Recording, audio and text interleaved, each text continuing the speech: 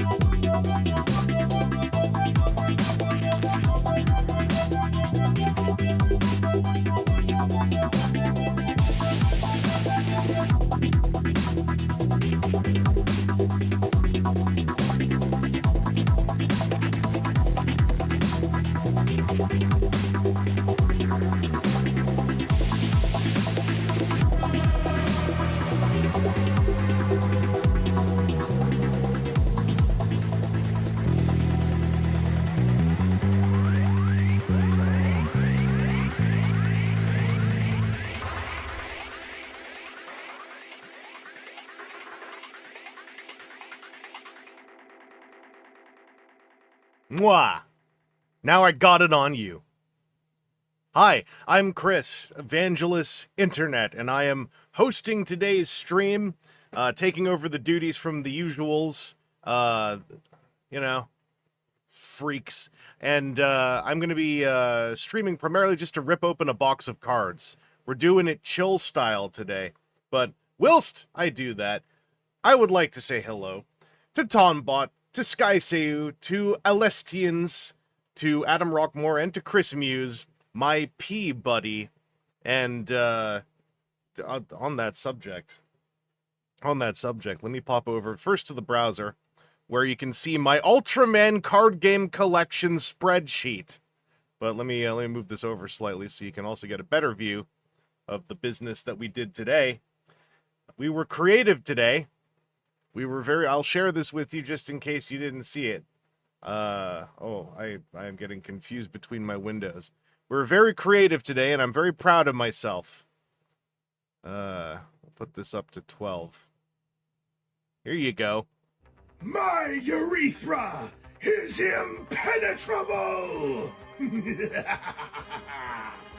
I'll uncork you and make you gush for me, Optimus Prime! My victory is assured. I'm not even wearing underwear, because you'll never make me flood my pants. So we did that today, and I'm very proud of myself. Hey there, PT. Hi, Robot Lorekeeper. Hello, V Rider. Hello, Ronnie Lane. How's it going? So anyway, that's what we did today. Very proud of myself. This is the collection tracker. Pull this back over. If you want to see that, it's on my YouTube page. It's on my Instagram as well, because that's where I did the edit, because they have all the music. So whatever. However, we're going to pop over to the desktop, because this is the feature for today. I finally got a box, actually got 2 boxes, of BP03 Ultraman card game. Slaps real good. Feels nice. This survived a heavy trip in a bag, in a suitcase, mashed together with other things. We're doing it real. The smoke has reached me, and I'm very nervous. This is well timed. Hey, yeah. Thanks to my buddy Aaron Axsmith, I was able to use America to get some Ultraman cards that are not easily available in Canada anymore. We blew through sets 3 and 4. And I think we blew through now most of set 2. There's not many of those 3 sets left. Yeah, it smells real bad here too. Actually, so it looks better here, but the air quality was twice as bad today. It hit double digits, and I didn't know we could do that. It hit 11. That felt cool. Thankfully, I still have lots of COVID masks. Diaclona, hi Scorp, hi Diaclona from YouTube. This isn't what you look like in real life. Yeah, it is. I have nothing below here. You saw me. You saw that I'm a pair of little tank treads down below my pectoral area, and that I roll around on the ground and I go beep beep. You saw that in person. Don't lie to the people. There was a set 4. They just released set 8 like a week ago. There's a whole bunch. Yeah, I think that, well, I'm also going by the air quality readout on my iPhone. I'm not sure what quantifier it's using. It's just that, like, a 6 is bad. You did not go beep beep, you sung and... These 2 things can be true. Also, yeah, the Diaclona populating the comments of my new short without even trying. There's also a perpetual blur around me in real life. Robot Lorekeeper can attest to this. So can Diaclona, actually. Yeah, this is not really like a full scale, like, this is my TFCon stream. This is my first stream after TFCon, and I am socially starved. So I'm happy to see some TFCon relevant people in here, so I can just, like, gab a little bit about that. But I also want to rip these cards, cause BP08, the new set, is delayed in Canada, but tomorrow is the first day where we're going to be able to check and see if it's out. And if it is out, I don't want another box of these lingering. I want to see if I got more Belial triple rares for my my collection. The Pistress. What set 8? That's a myth. No, this is for real.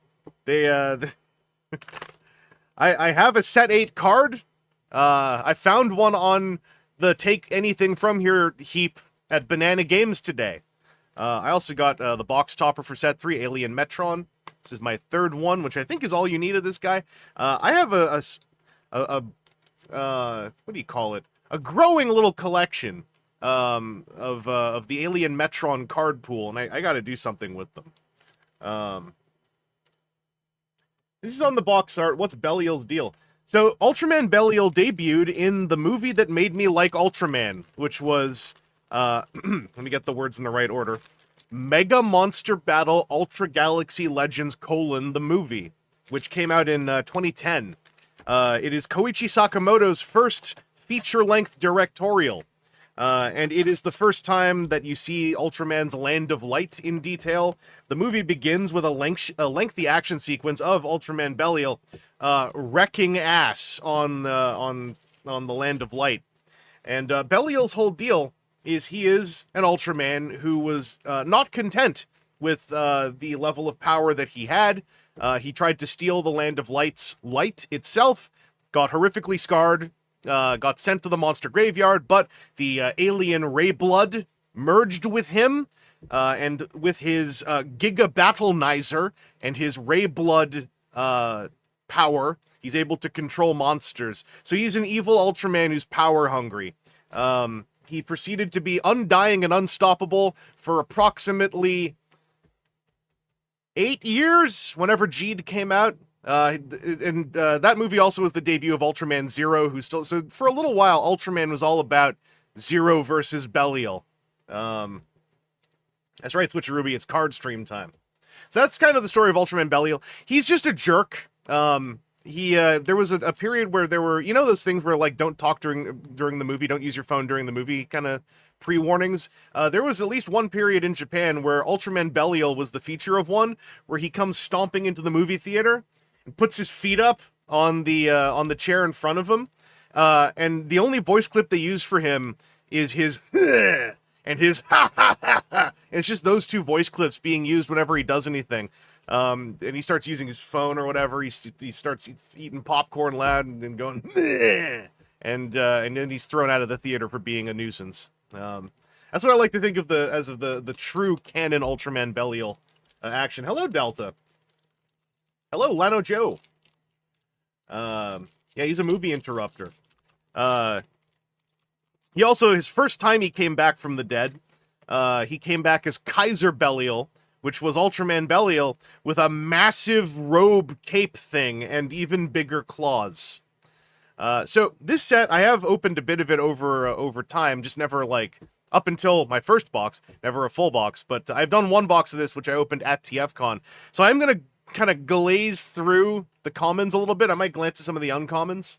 By the way, Mega Monster Battle Ultra Galaxy Legends, the movie, is up for free on YouTube still, I believe. And some other streaming sites. There's also a Blu-ray release you can purchase, which I think is pretty inexpensive depending where you find it.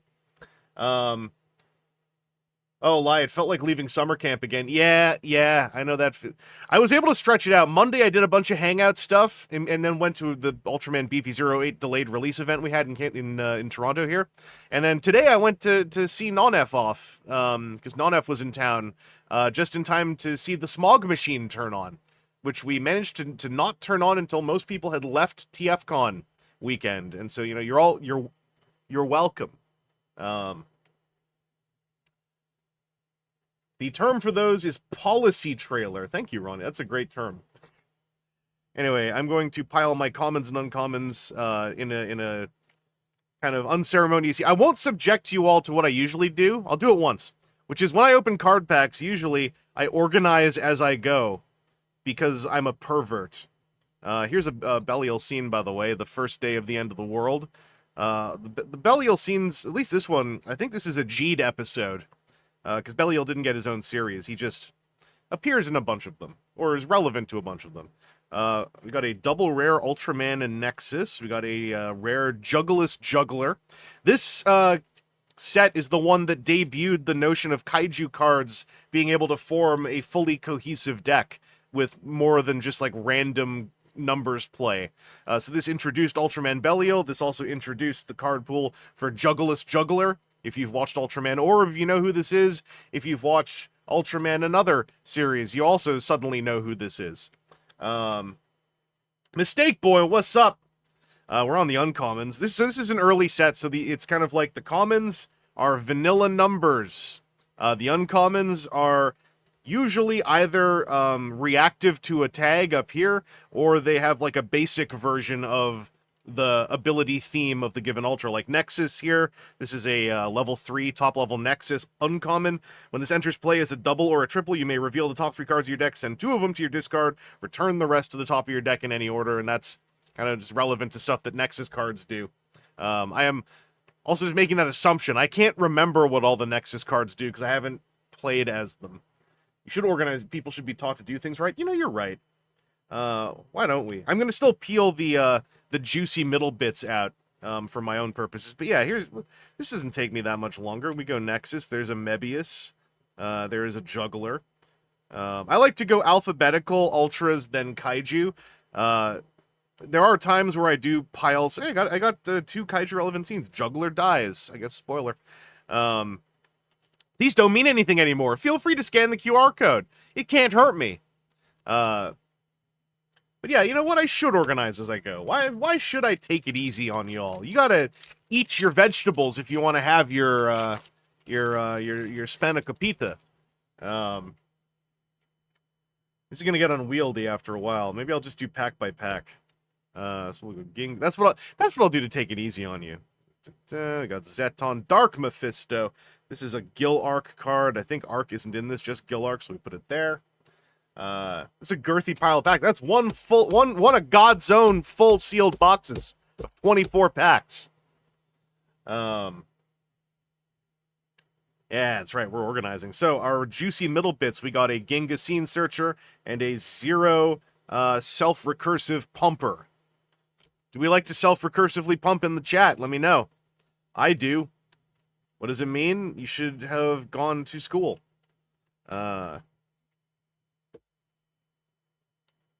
Zowie Mama. Could give you a paper cut, possibly. It's true. But yeah, we had. I guess I'll chat a little bit about TFCon Toronto. It was great. I had a fantastic time. I had the best problem, which is that I was never taking a rest at all for myself. Constantly busy, by my own choice. And I still went to bed every day thinking, damn, there's at least 5 other things I wanted to do. Because so many of my friends were there, and we were all socially interacting, and I had a good time. We've got a rare Ultraman Zero Beyond, and we've got a rare Dark Mephisto. No interesting juicy middle bits. This is all vegetables still. Tasty, tasty vegetables. I'm practically a perpetual pumping machine. Damn, I gotta get me one of those. What do you call them? Human hearts. Oh, here's Gilarc.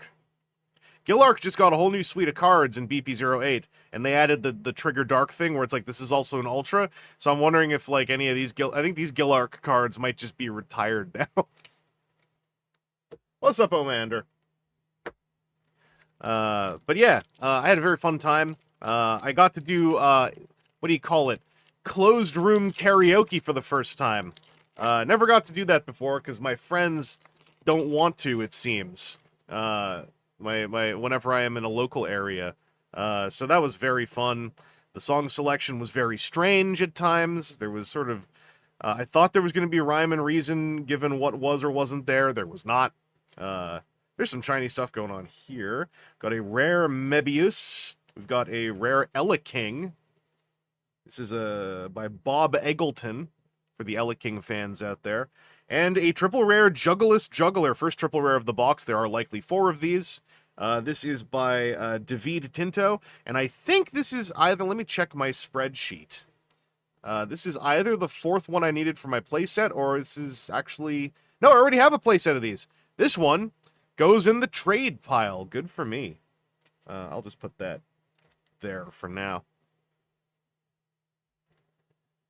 Yeah, it was a really peculiar selection. I've done open stage karaoke before in pubs and had a good time, but the closed one, there was something kind of neat about the closed one where, like, you could experiment a little bit. But the song selection was very weird. For instance, it's a karaoke joint that had 9 Inch Nails, so you'd think, oh, Closer. Oh, no, it was exclusively Year Zero.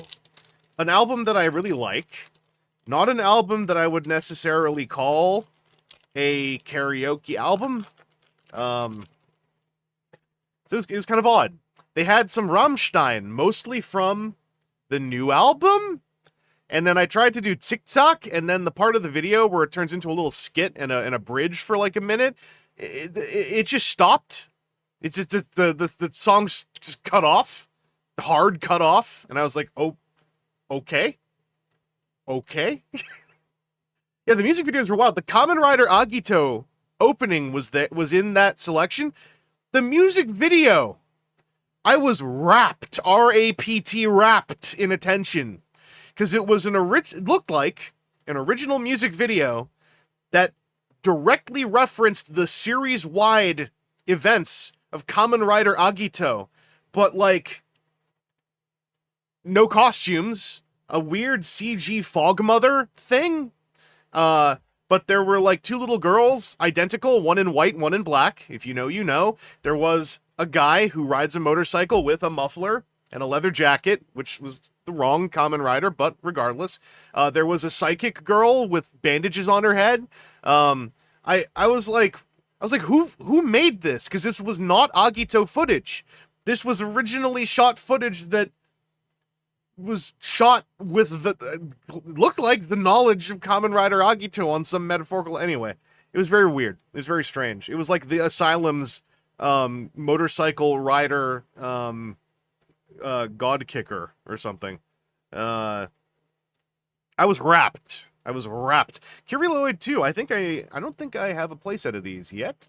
I kept pulling this one from, I pulled two of these already. I pulled and opened some stuff from 03 over the last couple months from like prize packs or like buying single packs, but I think that I have, it's expended. We're out in Canada now. So this is my third Kyriloid 2 and another Ultraman Zero Beyond.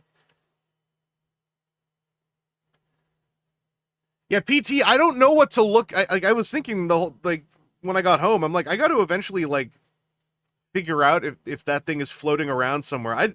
It might have been it was in the middle of karaoke vibes and my brain was a little bit soft, but I felt like I was hallucinating. I was like, where the hell did this thing come from?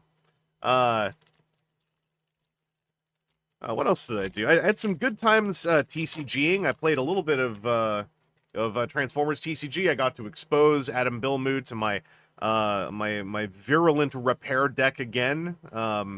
A very irritating deck that I love. It doesn't necessarily, win easily, but I do love it. We've got double rare, Ultraman Orb Scene Searcher, and the Ultraman Belial rare, the level 5 rare that does your version of card draw for Belial, that is reveal the top 3 and take a kaiju card.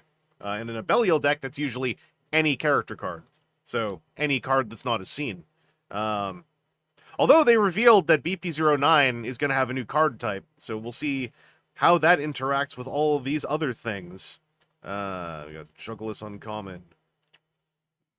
Gil Arc. I gotta make sure I'm tilted the right way. This way is better. Alright. Sometimes you play TCG not to win, but to send a message. That's like most of the time when I play Transformers nowadays. I'm just like, I wanna try your patience a little bit.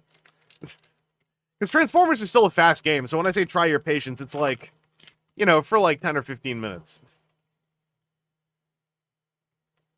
I just make it seem like it's longer. I also got I picked up some neat stuff. Primarily, my TF Con haul was just getting, current retail Transformers for less than retail, because that's the victory now. And I had some success doing that. Oh, hey, the man who created Scarred Silver version. So this is the re-release of a scene from a previous set, but with the heroine actor in photo form and a silver treatment. If you want to see Chris Vangelis' haul, we got Dark Mephisto Rare, and this. I am inundated with triple rare Juggler's Juggler. This is half the triple rares of this box. Uh-oh.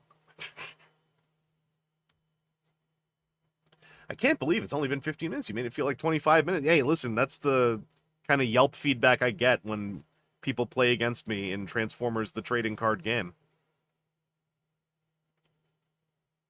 Were there any HasLab Omega Primes? Yes. I forgot how much it was, but the table that had a HasLab Lio Kaiser and a HasLab Lio Kaiser test shot in a bag also had an Omega Prime, if I recall correctly. There was another Omega Prime in the dealer floor. I don't remember where it was, but I remember someone said, how much is it? And the person said 600 Canadian, by the way. 600 Canadian being about 400 American. Stupid, sexy juggler. Yeah, this is the juggler. Yeah, I've got the juggler card pool now, and I've got the Carmera card pool, sans the double rares. And with someone else in town, one of our locals is wanting to run juggler Carmera, so I might be able to muscle in on his business and be a nuisance. Speaking of which, look, it's Juggler's Juggler, and it's Gilarc, just a rare this time. Just a draw 2, put 1 on the bottom. Yeah, when you buy the 400 Canadian dollar Omega Prime, they erase your memory as well, which is a service we offer in Toronto only. They don't offer that in other provinces because they're weak sauce. Gil Arc.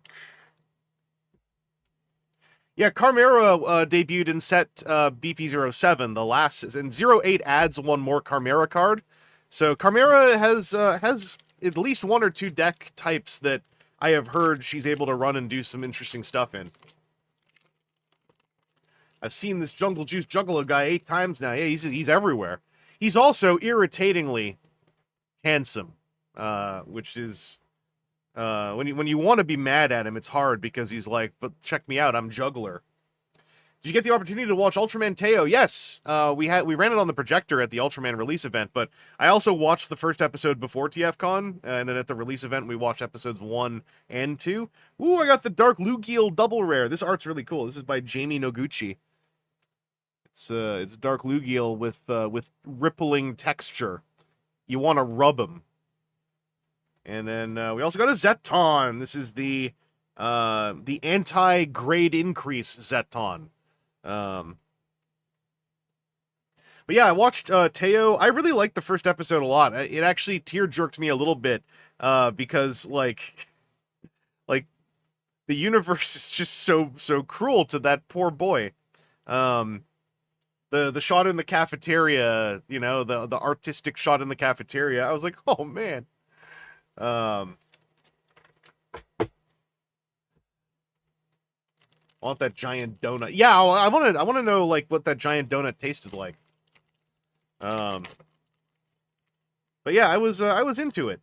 The past tense of tear-jerk is of course Tor-Jork. I was Tor-Jorked, all up and down my ducts, just goopy, sopping wet everywhere. Drippy, goopy, sopping, just disgustingly. So here's a double rare Ginga Scene Searcher, art by E.J. Sue of Transformers fame, and this is a Ginga art that I really like. And then Nexus by Colleen Doran. I like this Nexus art too. I have a lot of this. I pulled this card a lot when I was trying to just get at any packs of 03. But yeah, I mentioned at TFCon on a panel that this game does have art by E.J. Sue and Nick Roche. So if you like those two artists and you like Ultraman, look up which cards they did art for, because it's kind of a cool touching of genres, and it's nice to see artists that I know from Transformers comics like doing other stuff.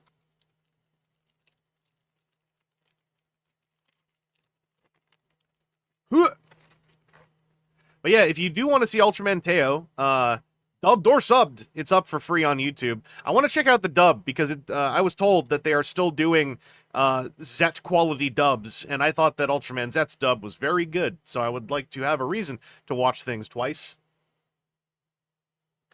Oh, you know Colleen Doran from comics. Okay, dub's not, yeah. Ever since Zet, Suba Raya is like spending money on their dubs, so you know, it's at the end of the day, it is a dub. However, I do really like that I like the dubs because it proves my point I've always had about dubs. Number one, they are good to have for accessibility, but number two, if you spend money on a dub, it can be better than a really bad dub. It's just that really bad dubs became such an in-joke and such a cultural touch point. I believe it became an excuse for production companies to go like, oh, we don't have to spend money on a dub because people think they're going to be crap anyway. Ha ha ha. And I find that annoying. We got the Nexus Scene Searcher again, art by David Lopez. Forgot to call out some of these arts. And Ultraman Ginga's card draw rare. This is by Barbara Kahlberg. This is another art actually I kind of like. It's Ginga reaching forward with some spot gloss. But yeah, I watched the entirety of Ultraman Zet all over again with the dub when I like they debuted the dub, and I was like, I'll just check this out, see what it's like. And then like Zeno Robinson kicked ass in the role, IMO, and I was sucked in. Dubs feel like they're actually playing parts translating to my native language. I feel like I'm sullying it, you know. I understand what you mean, but there is an art form to dubbing, to editing it as well. And I don't know. I think that one way that I process dubs is that it falls under the same bucket. Like when I used to, when I was very young, I used to go like, they gotta put the word henshin in things. They can't put transform because henshin is the word. But then it's like, it's just a word. It's a word with an English meaning.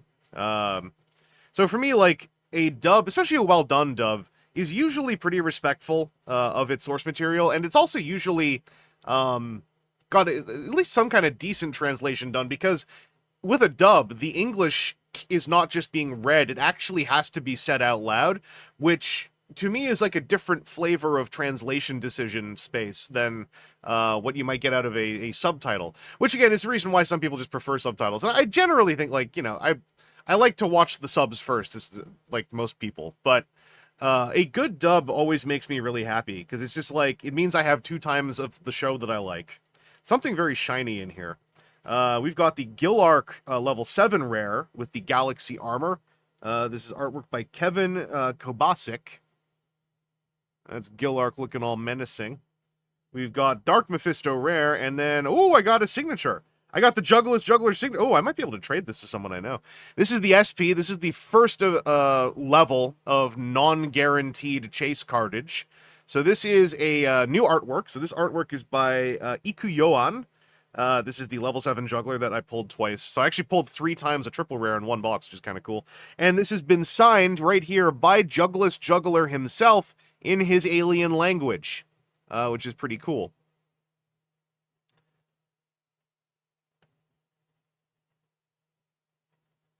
Yeah, that's the thing about a dub, is like, that's why it's the accessibility part is mostly for people with vision impairment, obviously, but like, there is also just a certain level of like mental processing that, like, sometimes folks just don't want to do it, and I appreciate that. If there's a good dub, then it's nice that the thing is still available for, also for idle viewing. If it's just like, I want to turn this on and see what the dub sounds like.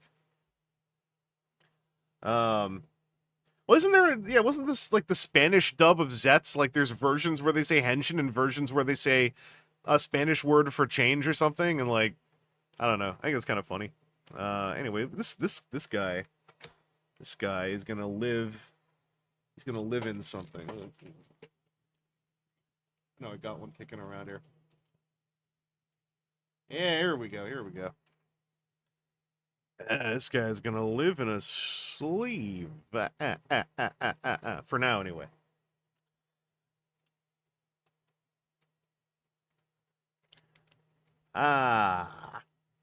Where was I? That's Zet. 0 goes before Zet. There we go. But yeah, the long story short, Ultraman Teo is out there. It is currently simulcasting. I think it's pretty cool.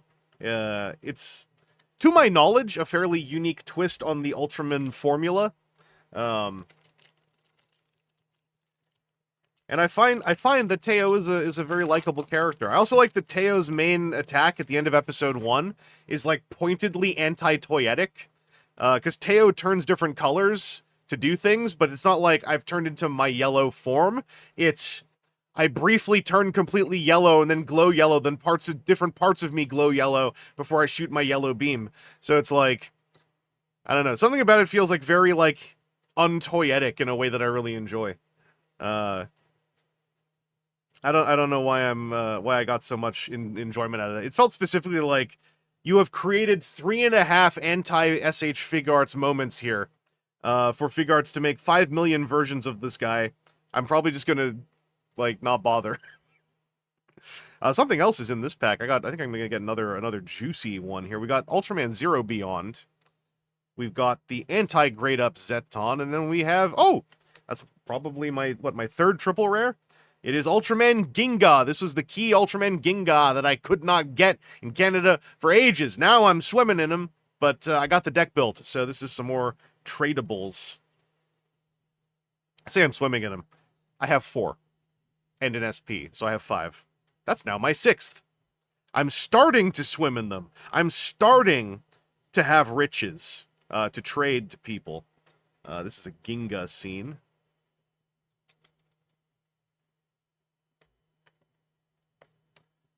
Kind of thankful the Belial cards in this set don't seem to synergize with the cards from set 6. I think it's like, what is it? The main thing from set 6 is the Kaiser Belial triple rare. Is like it's a splashable. Shoot my yellow beam sounds like something Megatron should shout. I'll shoot my yellow beam and stain your white shirt! The unique twist is they had the budget to show his planet, just to... Yeah, it's a unique twist. It's the fun Krypton thing. We have this rare 0 again, and we've got the card draw Ultraman Orb. This is another Colleen Doran piece. Doran? I'm not sure which. What is... Sideswipe Problem, was it you or someone else who was like, you know, Colleen Doran from comics? What did she do? I'll sprinkle my evil all over your rose bushes.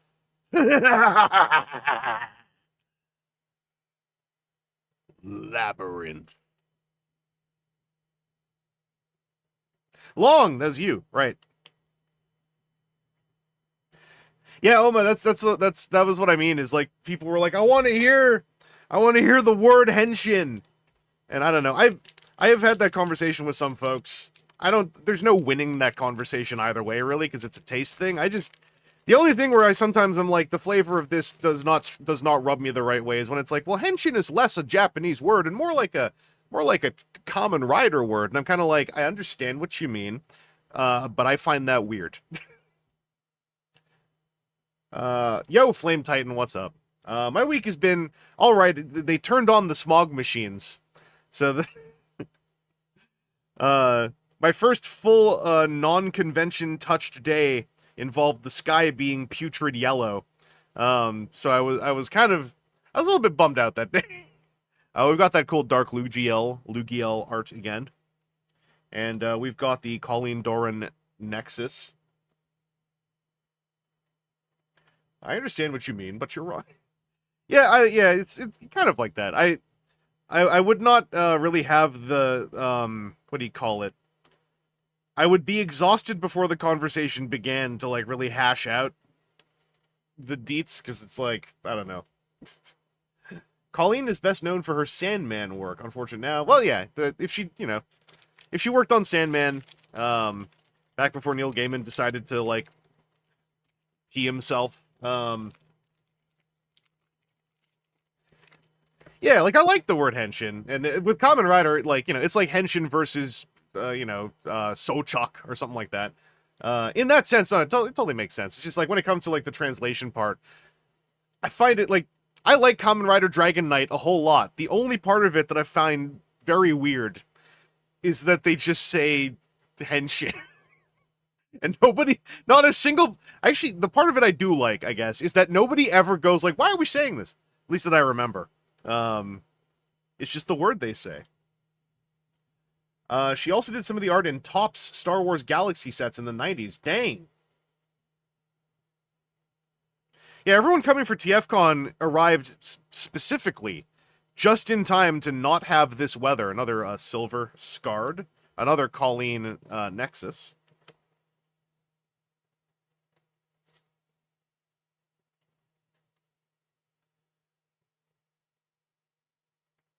It was amazing timing, because also right before TFCon was a catastrophic heat wave.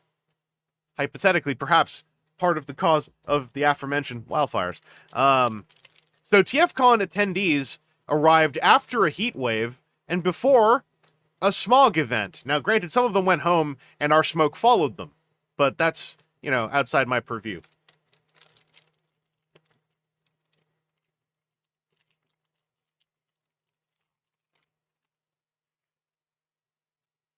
I want to see some Colleen. I'm gonna go look it up later. I'm gonna look up some Colleen non-Ultraman art. So I'm always curious, like, what carries over and what doesn't when one works on what I call visually distinct properties. This is a Gillark double rare Scene Searcher, art by Ryuda. and the funny Dark Mephisto. I just like this Dark Mephisto's pose because it looks like I'm going to do something. This Dark Mephisto also messed me up a lot in the early Canadian meta, which is weird to say because it was only a few months ago. But I remember this card, seeing this card opposite me on a table, it always made me go like, ah, god damn it, because it was usually in a Belial Zeton deck. And this guy is send the top card of the opponent's deck to their discard area. If the sent card is a kaiju card, give this character plus 1,000 battle points for the turn. Otherwise, give an opponent's character minus 1,000 battle points for turn. So it's like a whole lot of text for like, no matter what happens, it's bad for me. But it's like granularly bad for me. The clear conclusion, TFCon should be perpetual because it stabilizes the environment. That's what I've been saying.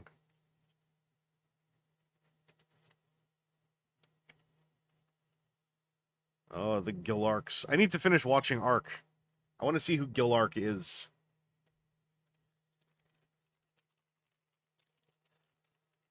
What else happened at TFCon? I looked at the thing isn't beautiful because it...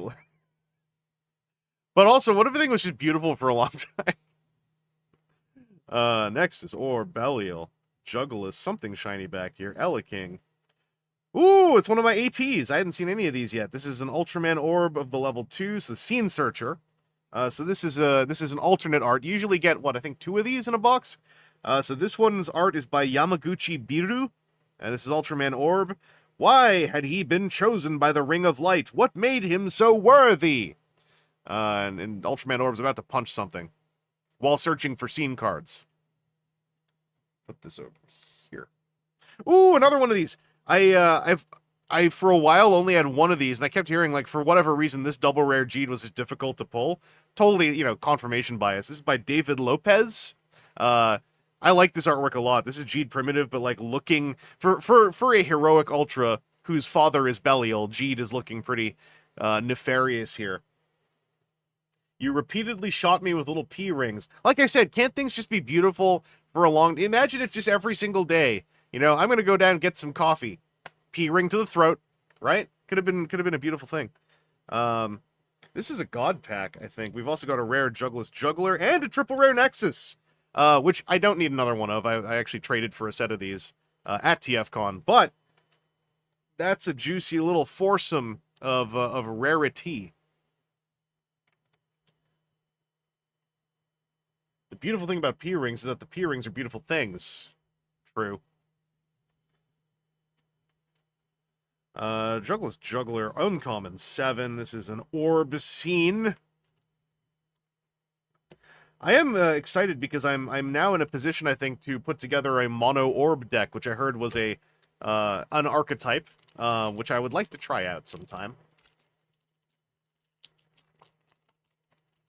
So that's why I pulled like 4... Yeah, just random yellow Pikmin, number 1, hello. But also, with Ultraman card game, there's always a rare, and either, like, there's 2 rares / double rares in the middle of a pack. If you get an AP, it replaces one of the commons. If you get something fancier, like a triple rare or up, it replaces one of the uncommons. So the 2 fancy cards in the middle are always guaranteed, but they are never replaced by the fancier cards. The fancier cards are bolted onto them, which is one of the reasons why I like opening packs of this game.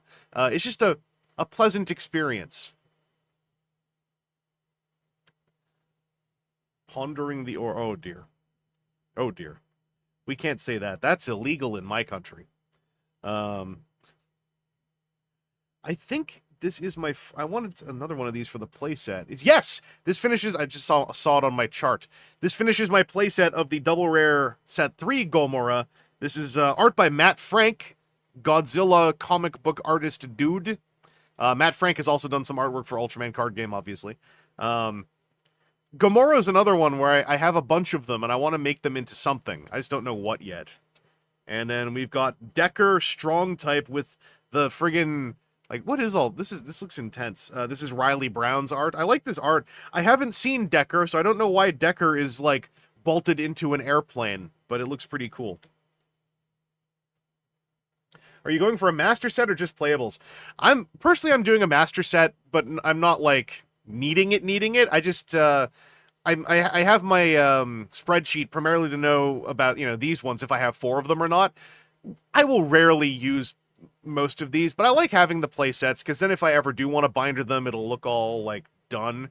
There are some of the shiny rarity cards where I just don't need 4 of them. So for now, like the quad rare Ultraman Omega, I have 4 of them. I will never need more than 2 of them in the current card pool to actually use. So I have the other 2 up for trade, but then in the long game, right, if I just end up keeping them, then yeah, I'll throw them in the binder, and or if I then move to having a binder. For now, it's an active game, so it lives in boxes. But yeah, I'm kind of like casually master setting. It's more so that I actually am keeping track of my commons, uncommons, whereas there are also some players who simply are like taking their entire common, uncommon piles and just going like, these are free, whoever wants these. What if it was Decker Stronger? Stronger. Yeah, Matt is cool. I met Matt and interviewed him along with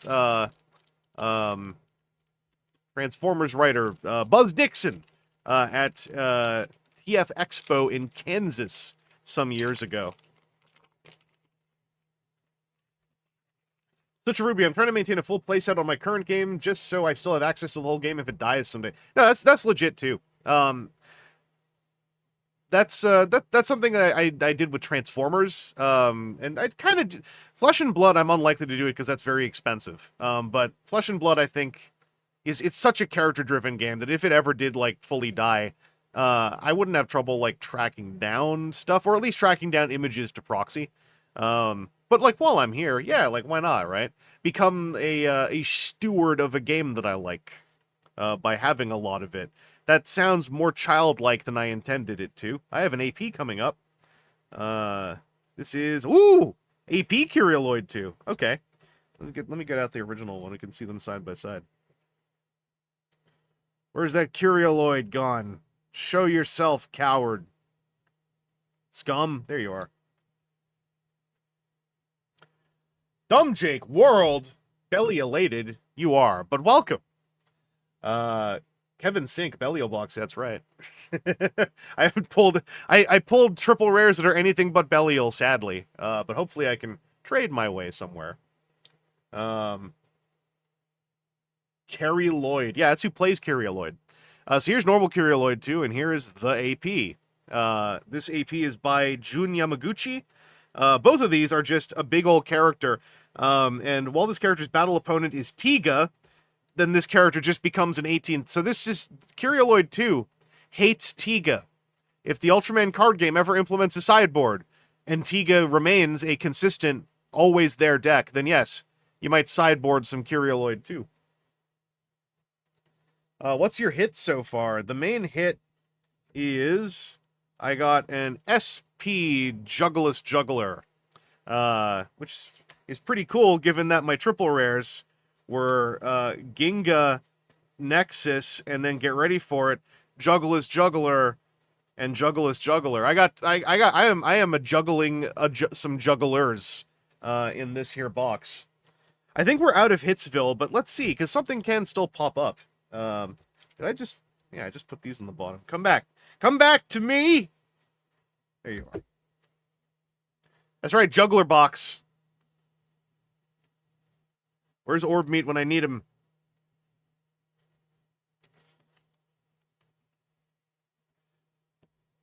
Yeah, well, there was some rare, and there was just rare. Actually, there was just rare Belial. This was a very low Belial box. He's avoiding me. What do you think are the odds we'll ever see Gridman in this game? I'm not sure. I would have before said that's a different license, so probably not. But was there not recently announced something with all the Ultraman 60th stuff where they're like, and also Gridman? I don't think that necessarily means card game stuff, but there is a narrow, unlikely but narrow path that perhaps now exists. That would be kind of neat. I would not bet money on it, but it would be kind of cool. We got Jeed Magnificent Double Rare. This is a David Tinto art. I like this art a lot. This card, I don't know what to do with it. This is a level 3. You can activate once per turn. Discard 1 from your hand. If your opponent is type power or armed, give that character a BP decrease. So I guess you want to use this with, what is it? Is there not a scene that turns a G'd opponent into a power type, maybe? I can't remember. I need to figure out how G'd works. I'm impressed this game is surviving against so much competition, because it's a unique game. Ella King, by the way. That's something that stuff like Transformers also had. Like, Transformers and Ultraman, as games, even when something like Transformers is no longer officially supported, it's in a better place now, because its engine is so unique as a gameplay engine that folks just want to play it.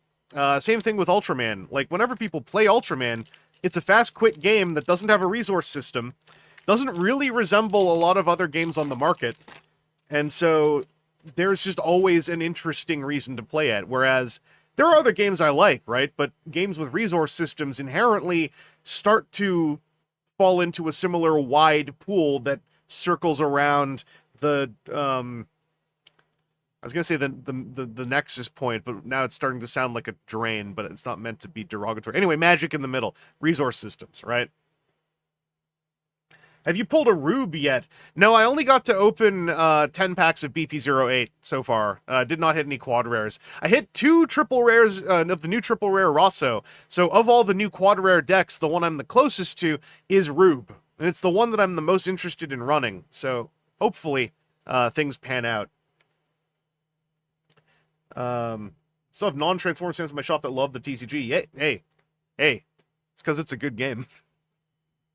I need to grab a couple decks, see what's up. Yeah, if you want to grab Ultraman decks, UD01 Tiga and Blazar is the nicest precon deck, because it's like most of a fully functional, sort of persistently decent deck, and it's entirely like shiny cards and reprints and alt arts, and you get some sleeves with it and whatnot. The Bandimordial Ooze. No, that's the 7 shield card games. If they love the TCG, I think they are forcibly fans. Those are the rules. It's true. One of my favorite things about Transformers TCG when it first started were local area players really getting into it, and then also going like, so did they invent this Flame War character for the game or what? Okay, I got another Belial finally. So I got 1 rare and 1 double rare Belial Scene Searcher.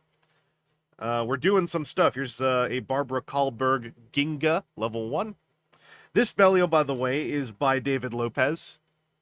The only issue I have with the Belial rare and double rare, I'll show you in a sec once I sort my bulks,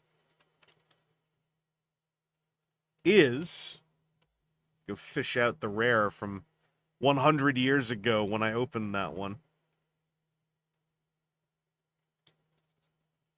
Obviously, when you look at them, they're different cards, right?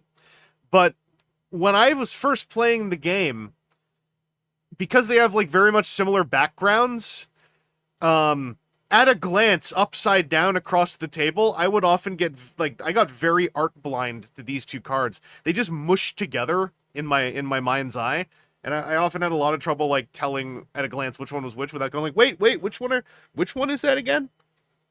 Take it easy, Lai. Happy editing. I finished editing about 90% of our TFCon Toronto YouTuber panel, so ideally after the stream, I'm going to finish that up and have that up tomorrow. So if anyone wants to see what we did, that'll be there. If anyone wants to relive something, if you were there, or if you just want to hear like a bunch of people chatting for like an hour, then hey, that's what panels are really good for. Yeah, if anyone is in Canada, there's there's an odd EB Games TCG exclusive sale going on right now where everything's marked down, and the Ultra Deck 01 that's usually $55 at EB Games is ringing up as $15 at EB Games. This is Canada only, unfortunately. But if you have an EB Games, there is a non-zero chance that they have exactly one UD01 deck. So maybe go take a look if you're in Canada. Because you get a bunch of cool stuff with it, too. Oh, your dad's gonna be so happy. Yeah. No, the YouTuber panel should be up sometime tomorrow, unless something unless I'm gonna show it to y'all first. So unless one of you are like, edit this part out, then it'll take another day. But and you're totally free to. To finish my Ultraman binge, fell off with Arb. Yeah, I need to finish Arc. I watched like 4 or 5 episodes of Arc and I liked it, but then like I traveled, and then I haven't jumped back on. And I would like to watch Arc because I liked Omega, and I'm well aware that Omega is highly unpopular. We got a juggler and a Ginga. Not going to say I think Omega is one of the best Toku shows I've ever seen. I totally see how it's a very weak experience for a lot of folks. I just kind of liked it. But I figure if I dug Omega, then like what Ultraman show is going to bounce off me from the newer ones? Probably none of them.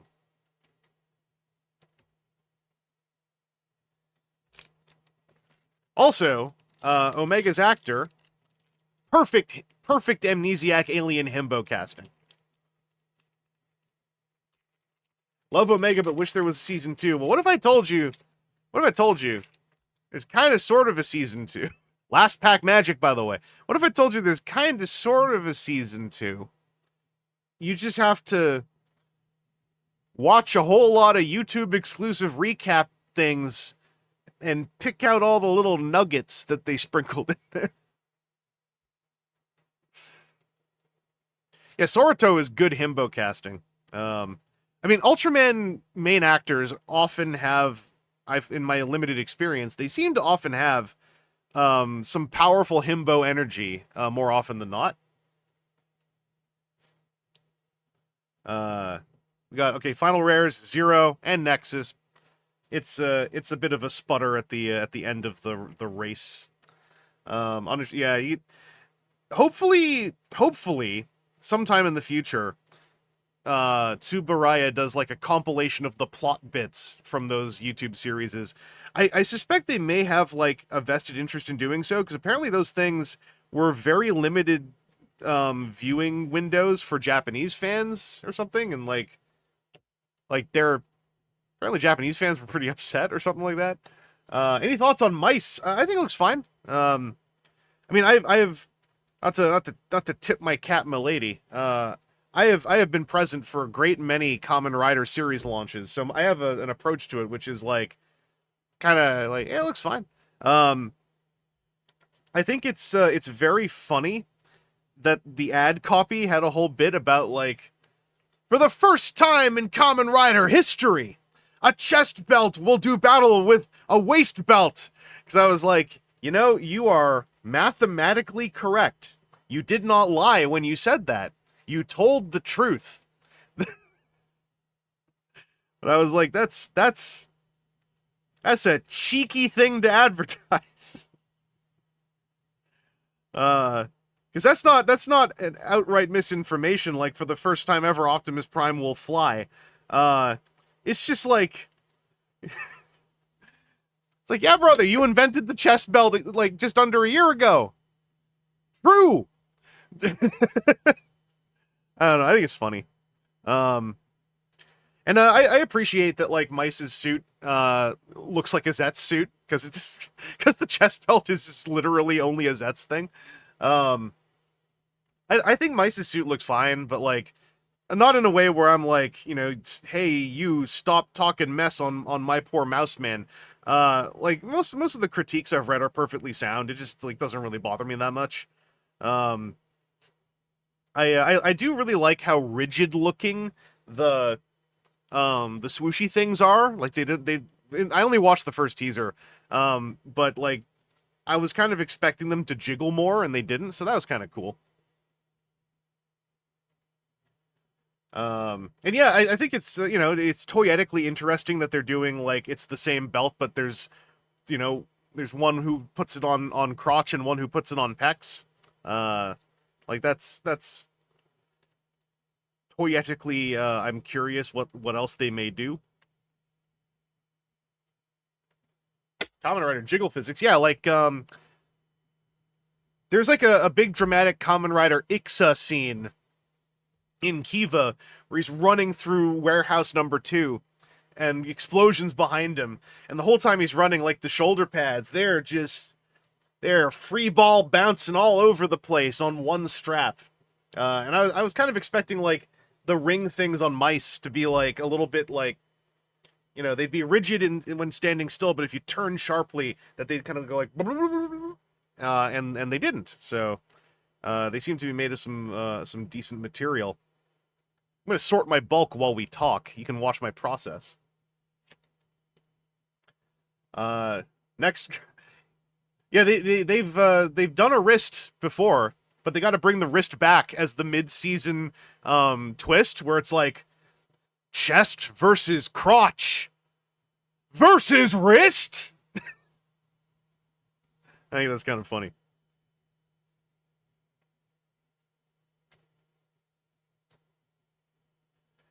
I think Mice looks better than Zetz because he looks more thin. The muscles made Zetz guys look a bit top heavy for my taste. Mice looks roguish.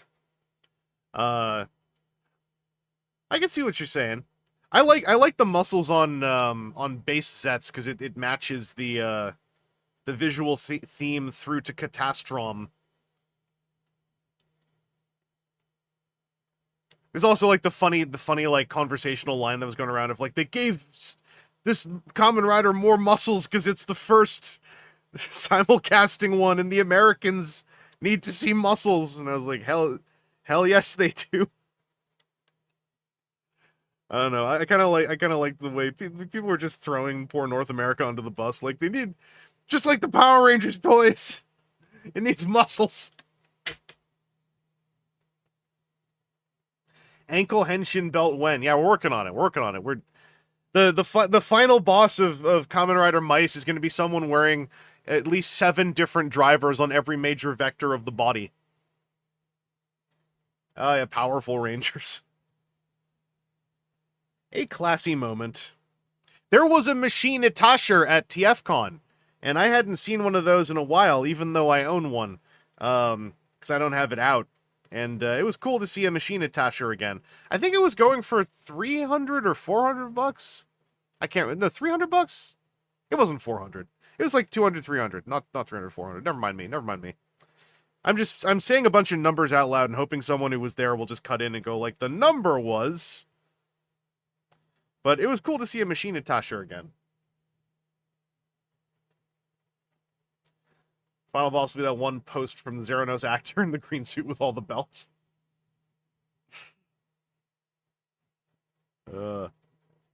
Jake, you gotta look at some old SH Figuarts, because older SH Figuarts from like Kabuto and Double had a much lankier visual proportionality than the actual suit actors. And to this day, I still think that was pretty cool. You know, it wasn't like quote unquote like super accurate, but it made them look freaky in a way that I enjoy. You ever watch any Precure? Not properly. Back in the days of Precure superhero time, every now and then I caught some clips of like, you know, Cure Black doing Kamen Rider Black stuff, and I was like, that's cool. But I have not properly seen Precure. I do have 3 Precure figure. Well, I can't remember if I sold them. I might have sold them. At some point I had like 3 Precure Figuarts because they were like $10, and I was like, $10 Figuarts? I'd be a fool not to. They were not very good.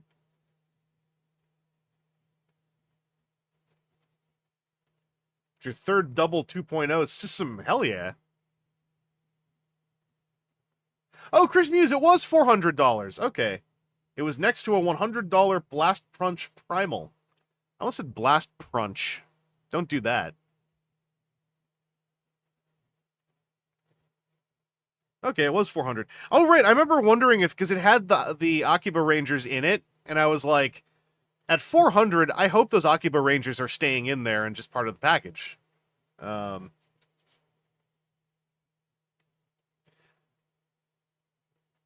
have an older Kamen Rider Raya, and he's... Yeah, Raya's a good time. Raya had a ponytail. First episode of the latest Precure animation is... Yeah, Precure, as far as I know... I've never heard anyone go like, damn Precure's over, or something like that. Like, it's sort of, it's one of the staples of the superhero time, or whatever. Did they still... I'm out of date now. I haven't paid attention. Is it still superhero time? Because with the temporary comatosing of Super Sentai, I was wondering if they also like switched the name of the block up at all. Yeah, the Precure Figuarts, at least the ones that I had, it felt like they were just, they suffered from being too early in the Figuarts oeuvre to benefit from like any kind of like experience. So it was just like very thin Figuarts. It's still superhero time. Okay.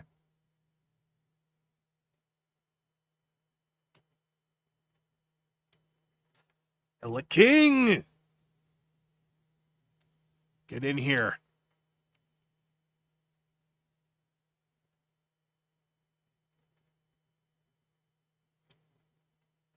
Latest season of Precure is getting a ton of penetration outside the fandom. Ooh. Is it as a Precure enjoyer, would you say it's doing anything particularly different, or is this just like the good old right flash in the right pan at the right time kind of thing? Superhero time with Kamen Rider and somebody else freaked me out the first time I saw it. I've jumped the timeline! Oh no!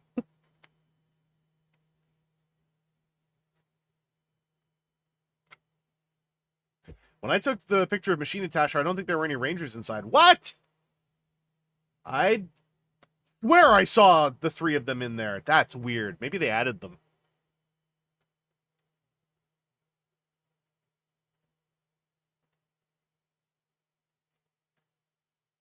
Oh yeah, Jake, one of the things that, like, unless it is like your main very main thing you're doing, one thing about like I'd say Kamen Rider shows, but also kind of tokusatsu shows in general, it's like don't feel the need to like be there for the toys every single year, because it's very hard to keep up.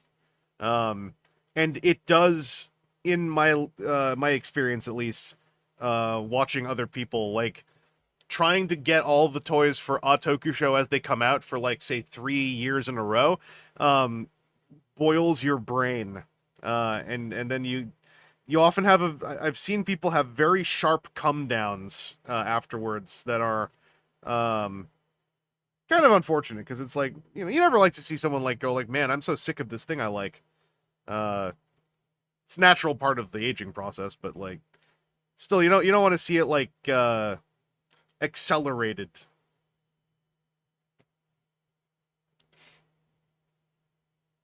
Using the JP fans bucks. Yes.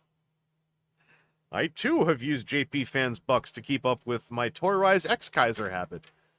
Also, yeah, as Omander said, like, a lot of tokusatsu shows tend to have, like, there's a window afterwards where a whole lot of stuff goes on sale, compared to, especially, keeping up with it as the show goes on. You just gotta force it, Jake. You gotta grab your viewers by the face a little bit and go like, you know, eat your vegetables.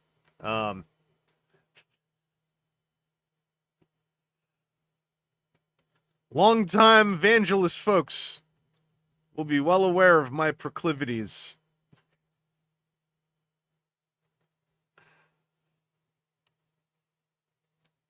We're going beyond fate.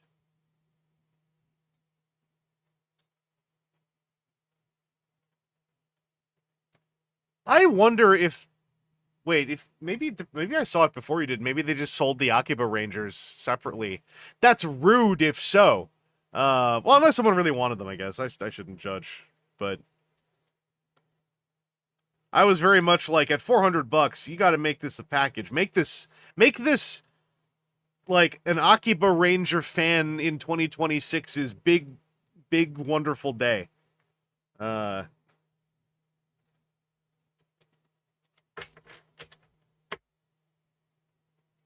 Star Detective Precure is just a really solid show. One of the characters, Cure Arcana Shadow, is super clippable, and the Detective Conan crossover was funny as hell and did numbers. All you had to say was Detective Conan crossover. I suspect I have figured perhaps one of the onboarding routes that sprung forth from this piece of media.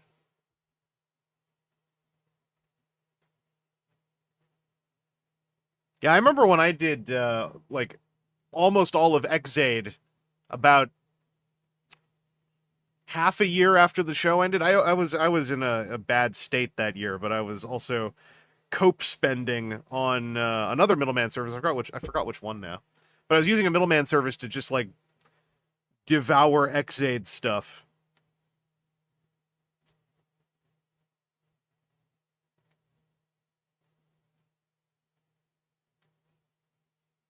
Is Precure short for Pretty Cure? Yes. Puricua. Puricua. If I recall the katakana off the top of my head. So Pure out of Pure Chi Kua.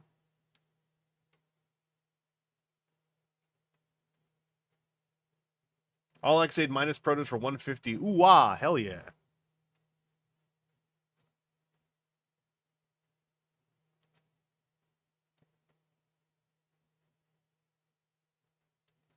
Dark Lugiel, Gomorrah. This is, I don't know about y'all.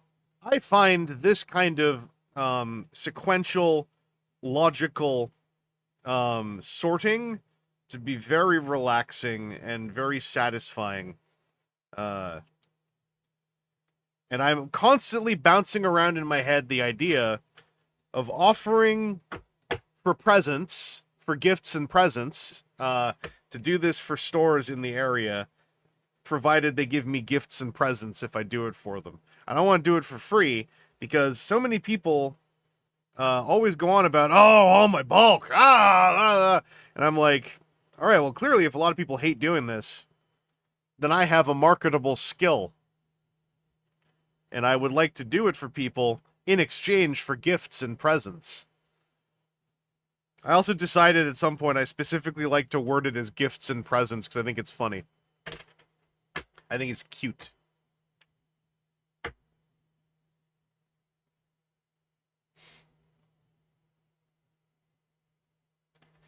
Yeah, PT, that's usually, at least in my experience, that's usually just like your that happens to Transformers shows too, or Transformers lines as well, where it's like there's a multi-year long dip, but then like at some point, a series will like have some strange like happen, and then suddenly everything's like, and I look at my toy boxes going like, holy moly, glad I got these back then.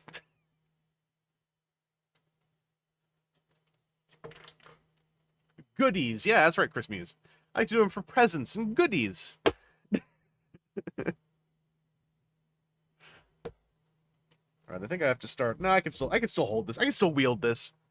When I did this at TFCon Toronto in the TCG room, at a certain point I split the pile to Kaiju and Ultra Heroes. But right now I think I'm still...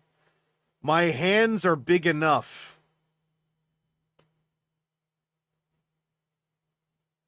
Mealy and Hypernova. Yeah. Make toys old stuff. All went through this. I have a Galaxy Meteor that I don't love enough to want to keep, but it's become expensive enough that I actually have to like put a lot of effort into finding the kind of person who actually wants to buy one now for that going price. Because if I don't get the going price, I do like it enough that I do want to keep it if I don't get the going price. But if someone walks up to me going like, would you like 300 some Canadian dollars for that, I might be like, well, ooh. Did you have a big TFCon haul? I got a medium-sized one. I was mentioning before, a lot of my TFCon haul was because of the Canadian MSRP for Transformers being god-awful. I was primarily getting current toys that I kind of like for under MSRP through very simple low-level haggling. Like, I saw TF1 Deluxe, Thundercracker, and Arachnid for 35 and 30. So I said, hey, will you sell me these two for 60? Because that's 60 cash, no tax. Arachnid is 37 plus tax. Thundercracker is 39 plus 37 plus tax, 40 plus tax in actual stores. So I would like to mess around with those two toys. I think they look neat. So that was, for instance, where I'm like, this is kind of what I'm doing. What was another one? Quick Strike and the 13 Alpha Tryon. Again, for like no tax, a few bucks under retail. Amalgamus Prime, loose one for $40. The only slight overpay I did was because there were a lot of people who had Studio Series 86 Scavenger. It's the only one that I'm missing. I consistently saw them for $75 for a deluxe in the dealer room. I saw one for 60. There was one table who had no price tag on there, so I was like, hey, I was curious how much this is. It says 45. I'm like, oh, I'm going to just hang on to this because I'm going to just look around your table. So I found the 4-pack bumper it's the only one I really wanted from that 4-pack for like 30. So I just went like, hey, will you do, it was like 70 for these two or something? Anyway, not big savings. I paid like an extra like couple bucks on Scavenger to just get it now. But whatever. It was fun. I did some Artist Alley spending as well. I got, I'll show you this in the bag at least. Because I missed this last year. So this is Funbee Studios Signal Lancer. It's fully 3D printed. This was 90 bucks, which I think is pretty solid for a 3D printed piece with this many moving bits and pieces. And I messed around with it. It's pretty fun. So that was kind of like one of my big gets was this. Nobody had any inexpensive Regret, New Age, or Magic Square, unfortunately. It was just Chosen Prime. And Chosen Prime with third-party toys at TFCon is like, well, they're there. They've got a bunch of stuff. It more or less costs what it would cost on the internet, so it's not that exciting to me, really. I like it when I can find someone who's like, I got these third-party things that I'm interested in, and they're like, but I bought them, and it turns out I don't want them, and I just want to get rid of them, and I'm like, I'm here to help you. Did not find that this time, unfortunately. Oh, you saw that? Yeah, Funbee Signal Lancer, I think debuted last TFCon Toronto, possibly. But it was nice. I like catching up with Funbee. They're cool folks. They're one of the more regular 3D printer artists I've seen at Artist Alley of late.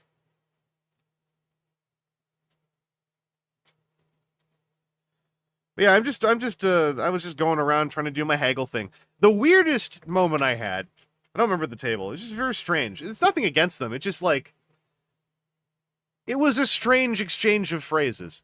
I saw like an SS86 Galvatron who had been taken out of the box and put back in the box for 65 Canadian. They had the other two versions of that Galvatron, Kingdom and Legacy, for 45 loose. So I was like, I wonder if they'd do 50 on the Studio Series 86 version. It's the only one that I don't have out of these three. And I want it because I'm greedy. So I went up to the table and I was like, hey. And the way that I phrased it, by the way, I'm speaking in Canadian dollars. For those of you who don't know that I'm from Canada and was at a Toronto convention. So if you want US dollars, 65 is kind of like 42 American dollars. Roughly. So I walked up to the table and because it was very busy, I just wanted to get the quick ask in. So I said, hey, how firm are your prices? And I was told, like, oh, our price is absolutely firm. We can't budge on these prices because we're paying taxes. And I kind of sat there for a second. I was like, huh? And I actually didn't really respond at first because I was kind of like, what did you just say? And they were explaining something, blah, blah, blah. We can't evade the tax man. So I just replied with like my whole bit about like, oh, you can deal with the tax man if you pay me enough money because I got a baseball bat. But, keep that on the down low. But in the back of my head, I'm kind of like, what are you talking about? Like, I know what you're talking about. But in the context of this conversation, that is a very strange phrase. Especially given that like this is going to be a conversation about cash payment in a dealer room. Very odd. I wonder if there was a misunderstanding. You got a very rare late wave item as a gift, I heard. Oh no, Chris Muse, I played the clip already. It was top of the show. But Chris Muse did gift to me Hydropod Megatron, which I think we collectively had been trying to find in my country for like a year. Not quite a year. No, it was like half a year. I don't remember how long it was, but they never shipped that thing to Canada, it seems. I could see a lot of parents of kids innocently purchasing that item without, thinking too much about it and hating it because it is designed to leak water all over the table. That is the whole play pattern, is to leak water all over the table. I could see some parents being pretty annoyed if they had just thought I'm buying my kid a funny Megatron, and then their kid's like, "Hey, did you get a glass of water?" And they're like, "Huh? Well, sure, you can have a glass of water." Okay. Well, why is there water all over the table? Oh yeah, you get the Loyal Subjects mask remakes. My buddy Sam Face Forward got the Switchblade, I believe, at the Switchblade and the Rhino at the Cherry Bomb toy show a couple months ago. I want the Switchblade remake. I am well aware that they replicated everything to a fault on the vehicle, is my understanding. But I just like the Switchblade. I think it's cool. I had fun, but I knew what I was getting into. I knew that there was gonna be water everywhere.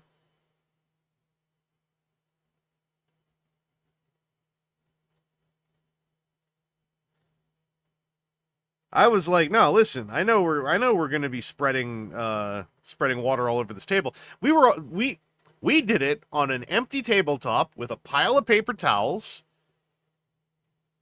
Nothing else on the tabletop, and it was separated from the other tables. We were following ranked league rules. We aren't criminals when we play hydropods. We are law-abiding hydropodders.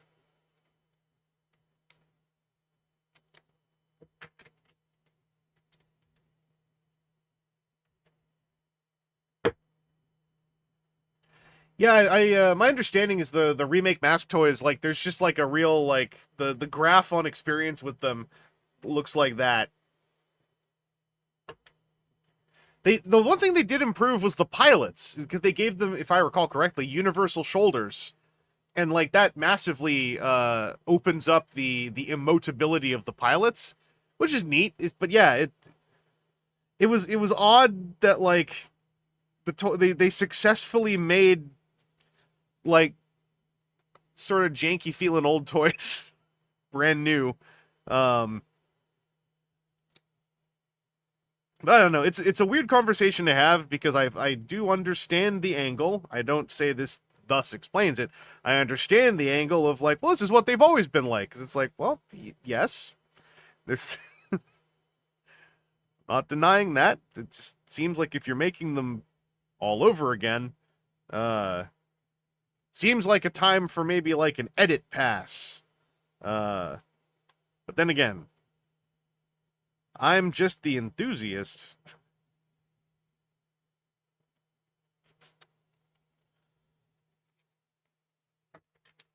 Oh, Jake, by the way, I meant to say thanks for extruding. No, that means you would have peed it out. Thanks for extracting some Agabus cardbot information. That reminded me of the time I interviewed Toy Guru. That sounds mean. I just realized it's to the interview subject. But it was nice to hear some folks saying some cardbot words. Aren't they bigger too? I don't believe so. My understanding is the Loyal Subject mask toys are replicas to a fault. With, I was about to say retooled pilots, but unless I missed something that says otherwise, like, my suspicion, my hypothesis is that the pilots had to be, like, remade from the bottom up. I kind of assume the vehicles did too, but, like, then it's kind of weird that, you know, they're like. Well, yes, Treasner's right. The ramen toys mask stuff is much bigger, and not licensed. The ramen toys stuff has to do, like, funny other names. So does the Loyal Subject stuff, I guess, if you want to be, like, splitting hairs about it, because they had to rename two of the. They can't call it the Switchblade because we're cowards.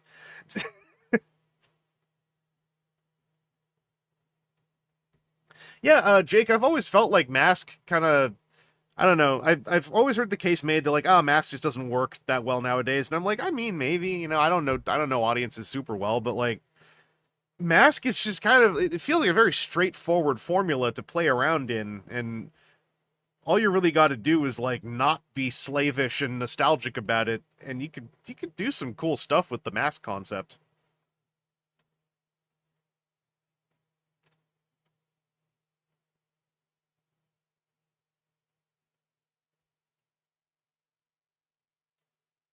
Yeah, you should be proud of it.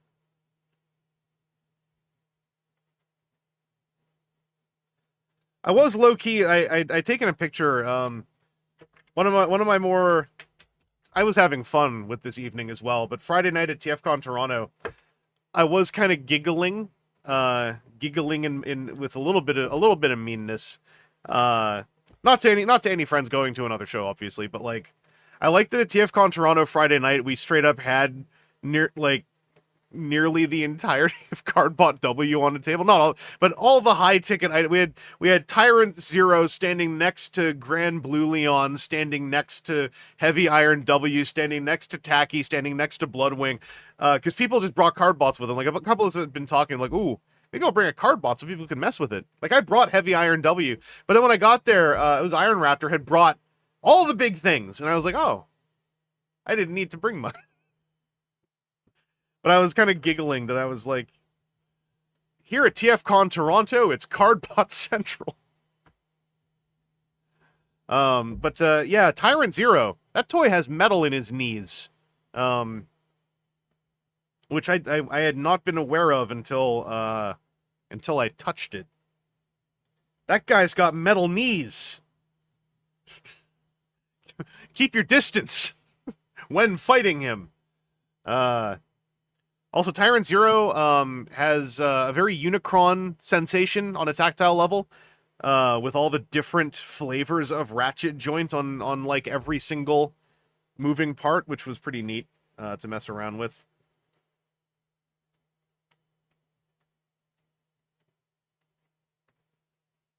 Oh, Mander, are we talking about the same toy? As far as I know, you can't get Tyrant Zero for under $100 in Korea right now.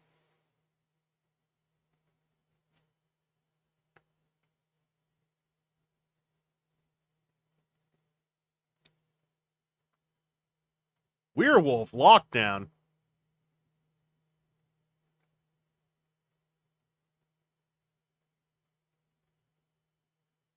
That was the only guy you couldn't play with. Ah! I'll say it. Cowards! Let the people Tyrant Zero. That thing is like 400 feet tall. What are they? Tyrant Zero is going to break a person before a person breaks Tyrant Zero. Have confidence!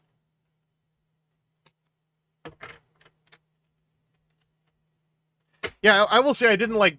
I'm kind of the same, Jake. I don't really like, you know, let me run through all the modes on, because I kind of like, if it's an expensive thing like that, I like to savor a little bit for myself. But it was, I moved his bicep swivels to hear them going,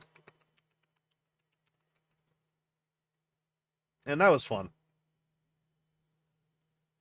And we did the, I took a picture that I put up where someone Simba lifted Tyrant Zero, and that was a good time. His sword did get broken at some point. Skill issue. You can tell them I said that. Dude won't take a PayPal That dude must have laundered money through Gmarket.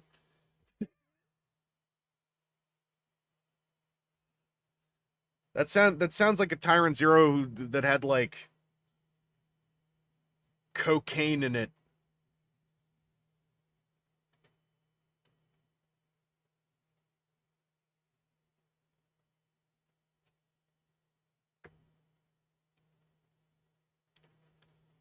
Ooh, whoa. We're on the final stretch of the grand sorting. And I'm going to feel so very satisfied. Oh, I should also mention, because my TFCon haul involved like a bunch of current retail Transformers, they're all in a pile. I need to film the packaging still. And then, like, boy howdy, I'm still trying to say, I want to save most everything for stream time opening other than Scavenger. So, I just need to make time for it. So I'm gonna be hanging around on here hopefully more often than the last little while. Now that I don't have a bunch of things going on.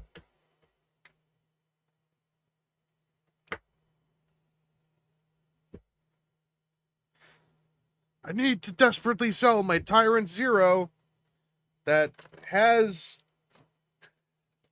the Antichrist in it. Don't ask me how. I'm not answering questions. It's not the fun Antichrist either. It's the loud one.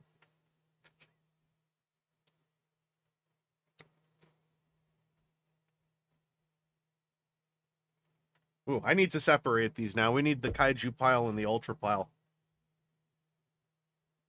The card heaps are too heavy. I'm also excited because this means I'll finally have set 3 bulk excess, so I can update the bulk decks that I made. Because the Kaiju ones are a little bit higgledy-piggledy. And this way I can give them a little bit more a unified idea. And that kind of thing excites me.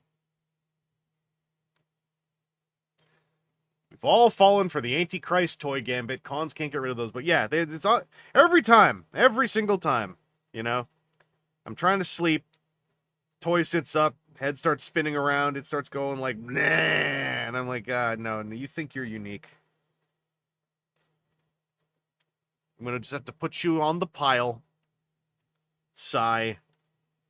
Thought I had a normal show. That's what my Meteor Driver goes. Yeah, it's... You know, like, for a certain point, like, you gotta entertain them a little bit, because it's like, they're so pitiable, right? It's like, oh, I'm a toy Antichrist. Yeah, buddy. Oh, you shot a spring-loaded missile into my nose. Oh, no. I've done that myself by accident more often. Have you watched MCV? Every now and then when I was hazmatting my way through Twitter, the whatever the For You feed I had going on, like, was feeding me clips of Metal Card Bots. I watched a few out of context season 3 clips. And I think I caught one episode on Facebook because I wanted to see if there's at some point once everyone was talking about a thing, I was like, oh, I'm gonna go take a look at that. I'm gonna avoid saying spoilers on here, just for folks who are like trying to go through the show, because now there's a non-zero number of people who are trying to, so I want to be kind and respectful about that. But I do think that season 3 looks pretty dang cool. It's neat knowing, I forgot the person's name, but it's neat knowing that like the Cardbot animation director, I think, comes from Fan Animations. Like, I think that's kind of cool. If I'm recalling this properly. Your mother parts forms in hell.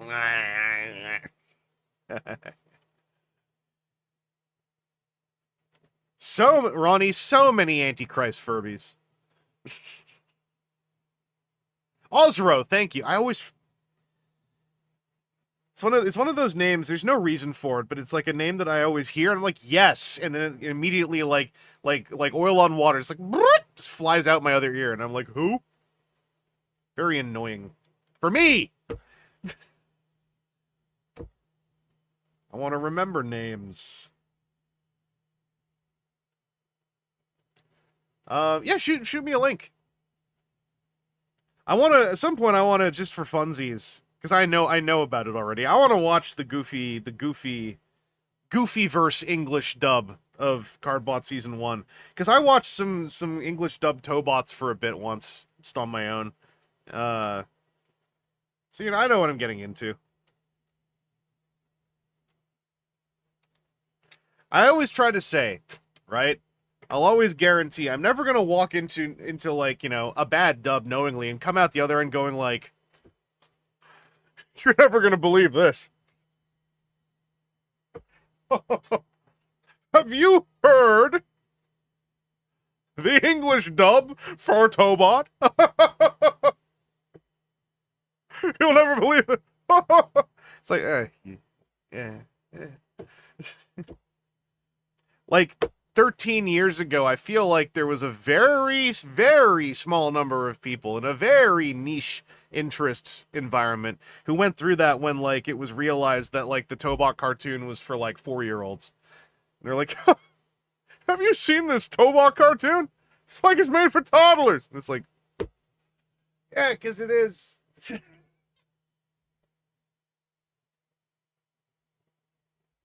Are you trying to get diabetes in the thickest accent possible? I heard a little bit of it, because the English dub of Wizard, that's like from amongst those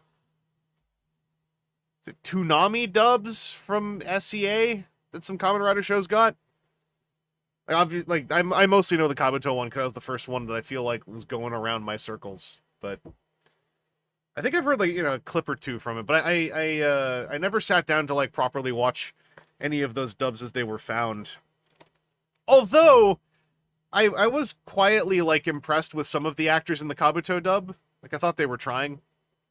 Kagami's actor was like really going for it. He was like screaming all his lines.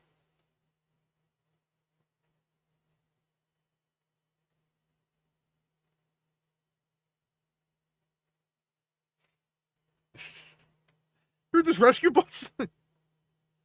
I still need to properly watch Rescue Bots. I can't when the Iacon Underground folks were watching Rescue Bots, and I was like, yeah, I'll do that sometime. And now I'm hearing they're almost done with it, and I'm like, wait, you know. What? No, but I haven't no. So I'd like to idly flip through Rescue Bots. I watched a bunch of season 1 on Netflix way back, and I liked it. That was the Flobsters era. Blue Cop really throws his voice for attack. We mean throw his voice. I'm guessing throws his voice good? Or he's like, Blue Cop fist! Just his punch!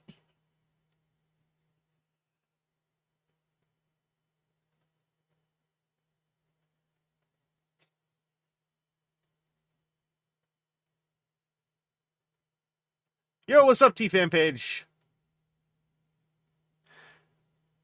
Like that's there's because some of the Ultraman English dubs, like for the YouTube series, is the Ultra Galaxy fight stuff. Those are a little bit more like oof. And those ones unfortunately do have some kind of good performances buried in them. Like Tartarus has a good actor, I think. Tregier's actor is going for it so hard. And that's so important for Tregier because you have to get in the like Tregier's like yaoi tragedy element like really needs an actor to kind of sell it a little bit. When are you gonna shred up those cards? You missed it. I shredded the card packs. These are less cards. They're more like guts, right? And like, why would you shred the guts? Where was the Kabuto dub even posted? It was I don't even remember. Like, I can't remember if the whole thing was posted or not. And now my memories are all, like, fuzzy on this. I just remember, I know that I saw the first couple episodes.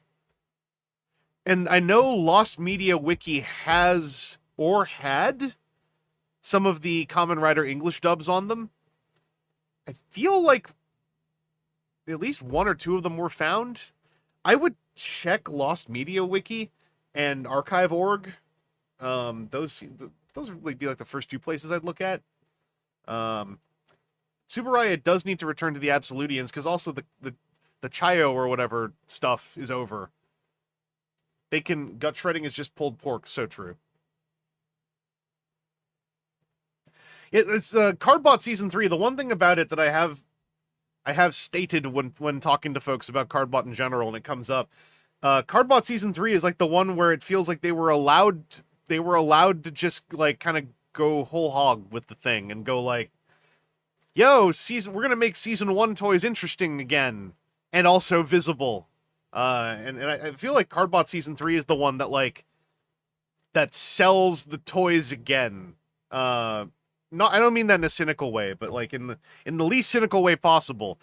It is one of the best toy commercials I've seen in a while. The only thing Cardbot is lacking for me in Season 3 is I have not seen hide nor hair of a Speed Lines transformation or Gattai sequence, barring Grand Blue Leon.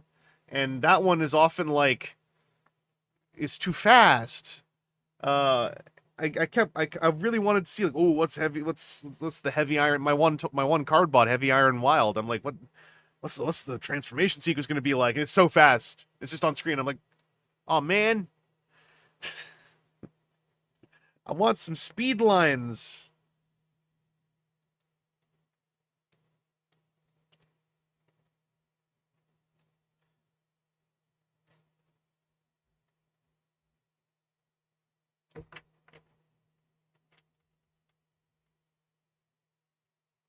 Not only is the action fantastic, does an interesting job recontextualizing lore when they clearly weren't planning to. Yeah, I feel like oh yeah, Adam where Taki is all over season 3. That's what I'll say. She's hella in season 3. From what I've seen at least. I should say I'm just talking like having like idly been exposed to clips for a couple weeks. But even the cardbot toy line to me feels like it. I mean, obviously, like with each year, because this is with the Gatai as well, which is the other major toy stuff that I'm aware Godbrave Studio is doing. You know, their output improves exponentially. It feels like every passing year, but I also feel like with Metal Cardbot, because you know that is a kids toy line through Samji. I feel like with Metal Cardbot, it was also them convincing corpos involved to give them more and more freedom, and I feel like that's the case for the show as well. It just feels like Metal Cardbot started with the shackles of being another Tobot, another Hello Carbot, and then like through sheer dang gumption, was like, hey, can we do this though? Hey, can we do this?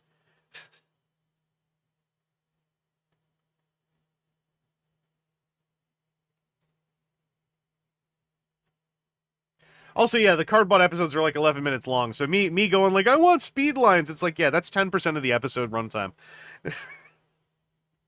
And you know what?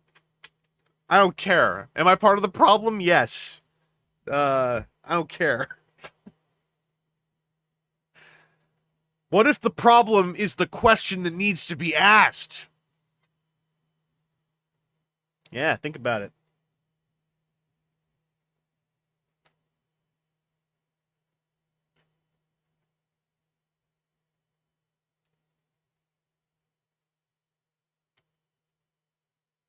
Can one skip seasons? I don't know. Well, the season, so it's 11 minute episodes. So if it's anything like Cyberverse, a season of Cardbot is like not very long. So I would say that like why not just watch it? Because Jake, you'd know because you've watched some of it, right? Like, is it kind of like the Transformers Cyberverse thing where it's like a full season is like, like about an hour and a half, 2 hours? I don't remember how many episodes are in a season.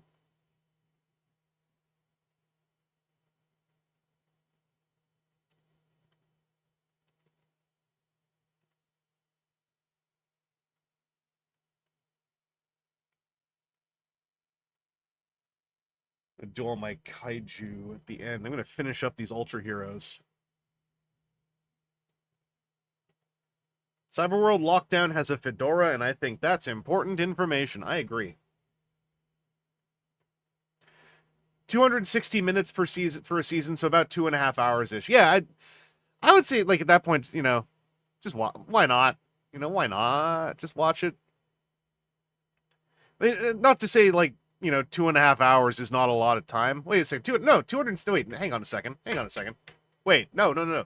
260 minutes is like 4 hours and 20 minutes. Oh, dang. 420. That's a non-zero amount of time.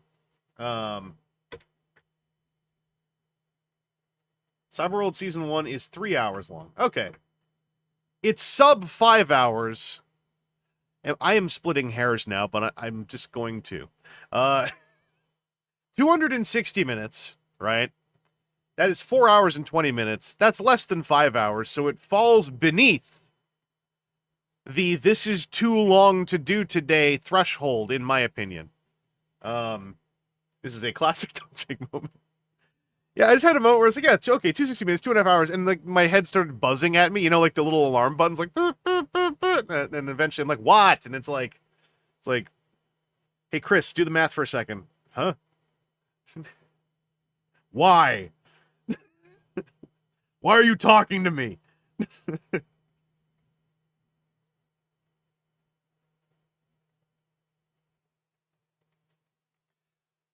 But yeah, what I do know of Metal Card Bot is that season 1 matters somewhat to season 2, and season 1 and 2 matter a little bit to season 3. What's 9 plus 10? 19. Unless this is some kind of grammatical trick.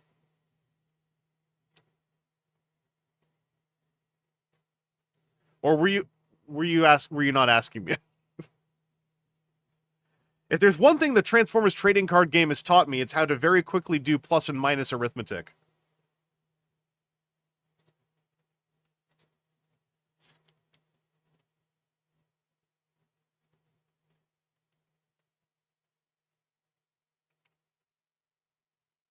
Swamp Bubble.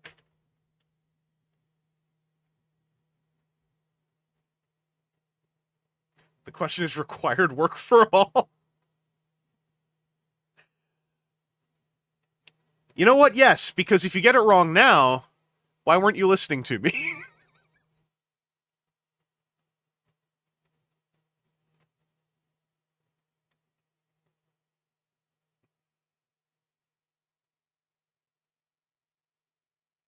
That's what I mean, is like season 1 matters to season 2 in that you get your whoa moment, right?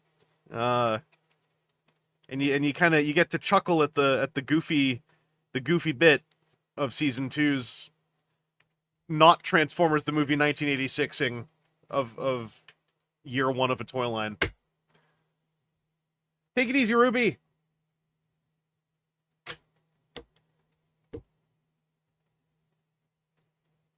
Hashtag mathematical. I'm going to sort these 3 half piles together first, because this is efficiency.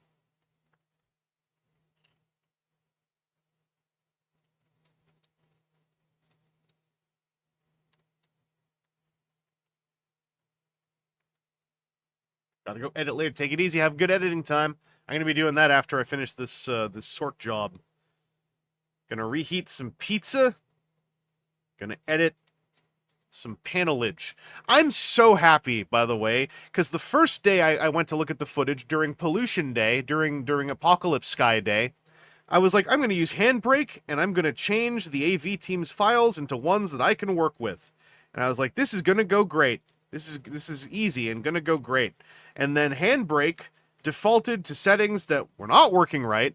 Or I should say, it defaulted to the right setting. Then I overthought it. I saw more settings, and I was like, hey, hooray, let's do this. And it wasn't working for like several hours. I was like, why the hell isn't it working? But then I got it to work. So all the TFCon panel videos I was involved with, all 3 of them, should be going up faster than slower. Oh, thank you, PT. I believe PT mentioned there should be an episode of Kabuto English dub on YouTube with a Google Doc with links to other episodes. I think y'all said it was on Dailymotion. Dailymotion is low-key the place I go to watch some of my newest shows. If it's on a service I don't have. Speaking of Apocalypse Sky, it's awful here. Yeah, it's pretty rough. You know what's great, right? If you're getting hit with some of the Ontario area wildfires, do you know that you can be mad at Doug Ford like the rest of us who live here? Because it is, at least in part, his fault that this is so out of control. So if you've never had a reason to hate Doug Ford, which you should because he sucks, there you go. Welcome to the club. Waveside in reverse, shout out to Dailymotion for managing to outlive Blip et al. So true, though.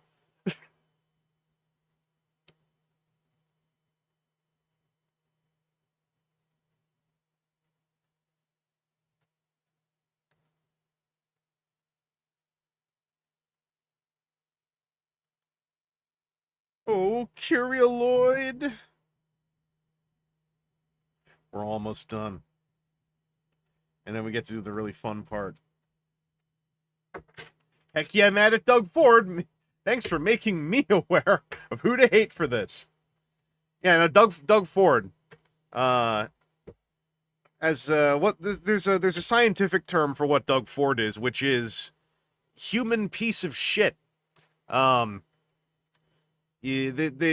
you open up the Encyclopedia Britannica #1, you'll find that as a listing, which is really weird. But hey, it's 2026. But you'll see Doug Ford there as one of the addendums. Unless your edition is out of date, or you just don't have access to the Canadian edition, which is it's fair. It happens to people.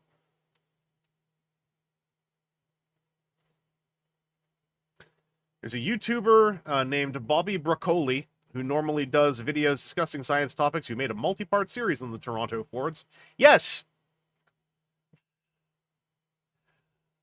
People often remember the chaos of Rob Ford. I remember I had to inform some people Rob Ford is completely dead at one point. So, like, how's Rob Ford doing? And I was like, dead. Super dead. Jake picked up the new Chinese exclusive metal card boss with the bugs. Yeah, with the bug stuff. Yeah. Those look cool.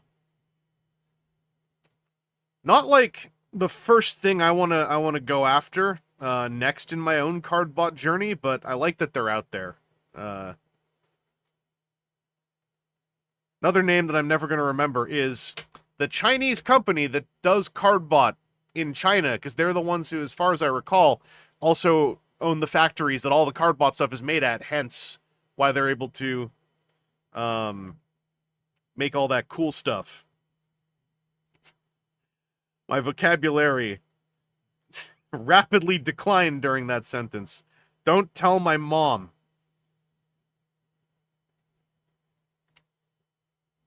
Jump Go!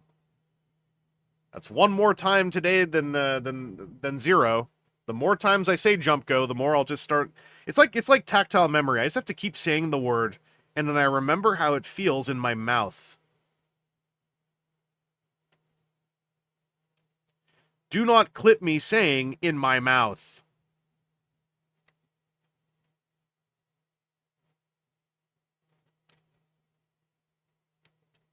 No body. Congratulations on obtaining Blockies RC. I heard Blokey's a non-zero number of times. Non-zero. I got 3 zeros right here. Non-zero number of times at TFCon. Shame I don't know how to clip on YouTube.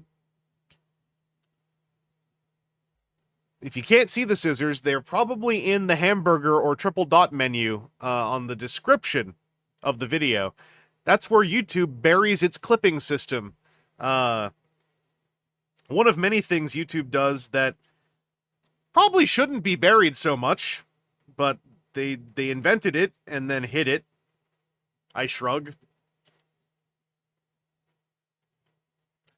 DTM, can I get a shout out to Kipo, the dog I'm dog sitting, who pretends she has to pee just to go outside and eat the plants that'll give her mega diarrhea. Kipo? Don't eat the poop plants. I know you think it's gonna work this time. It's not. Your guts are still the same. Kipo? I hope that helped.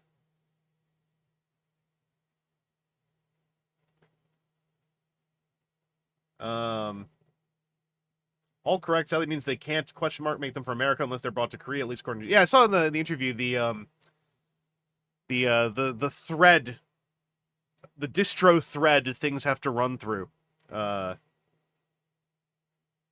You are still a good girl, Kipo. Just like, a good girl can still eat the wrong things and should stop.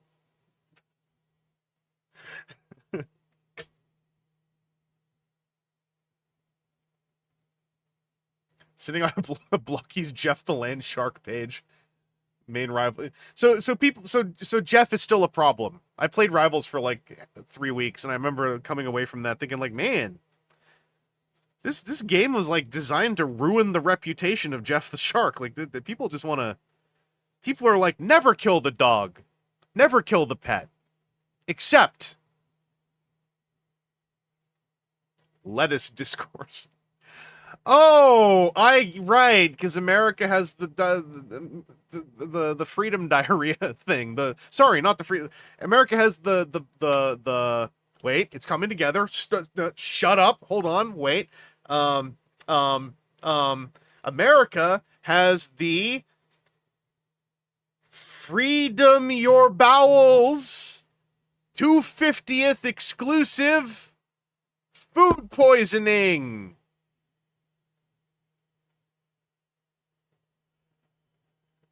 Damn, I'm good.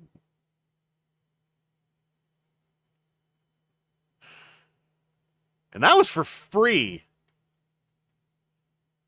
How foolish of me. I could have charged for that one.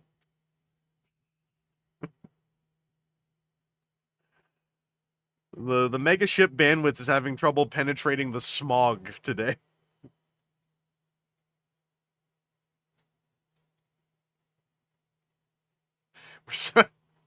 We're celebrating 250 the American way. Ugh! Sorry, I just, controversial of me to say. With the right delivery, I still think poop is pretty funny as a punchline.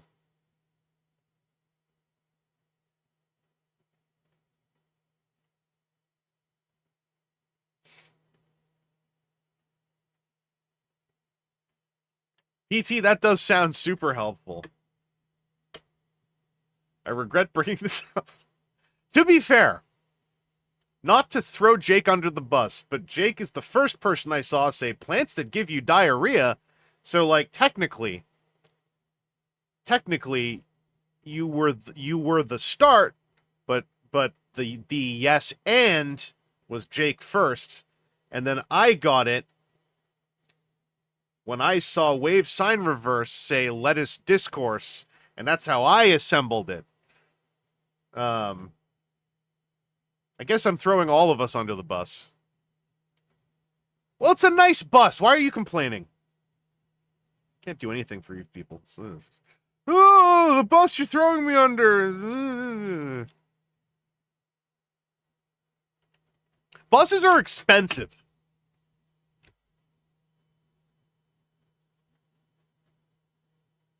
Bus has AC, right? Hey, listen. It's been running all day to try to keep the smog air out, so...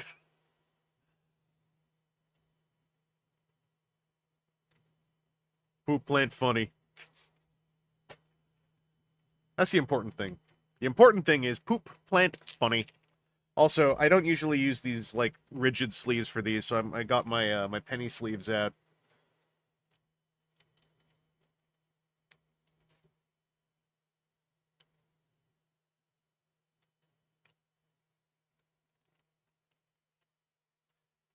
The bus hits everybody. Also, no, actually, no, the bus doesn't hit everybody, because we can't all get every bus. We have to understand, there's always going to be a bus for us. Today's bus just happened to be all about poop. There will be other buses. Something, sharing is caring. No, we melted all our pennies down to make these penny sleeves. Right? Thanks to fine Canadian thanks to fine Canadian, don't look at this. Thanks to fine Canadian company Ultra Pro, we melted down all of our pennies to make these fine penny sleeves. What if my bus is a desert bus? Make sure that the washroom on it works, because you'll be there for a while. So this is one box of cards, one metric box of cards. Our main hits, our predictable hits, were a couple of the silver scenes. Our 4 triple rares were Juggler, Juggler, Juggler, Juggler, Juggler, Juggler, and a Nexus and a Ginga. The big hits going up, the 2 APs, were an Orb and a Kyrialoid. And the surprise hit was a signature parallel Juggless Juggler. I still have yet to go above this outside of the XPs I keep pulling. I I say as though that's something to complain about.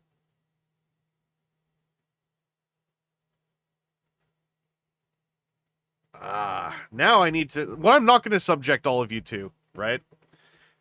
Because I think also I'd have trouble talking through this part because it involves just enough finger dexterity and brain math of adding ones to numbers.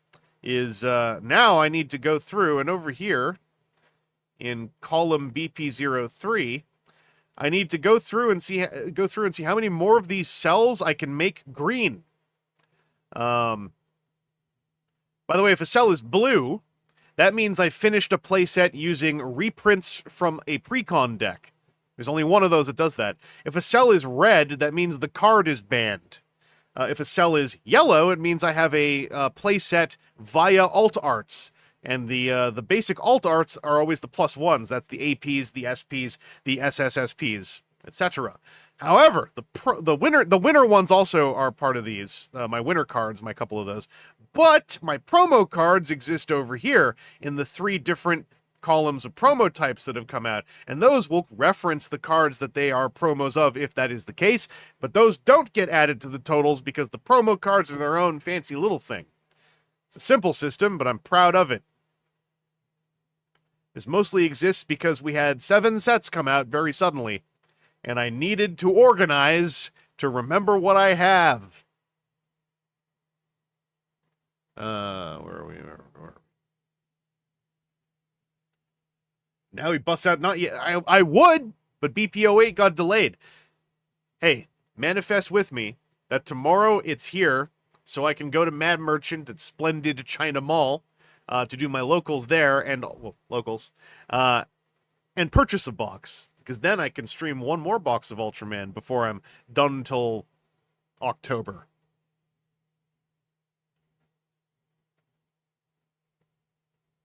Clean up the box after you bust on it. Hey, listen, I just recycle them.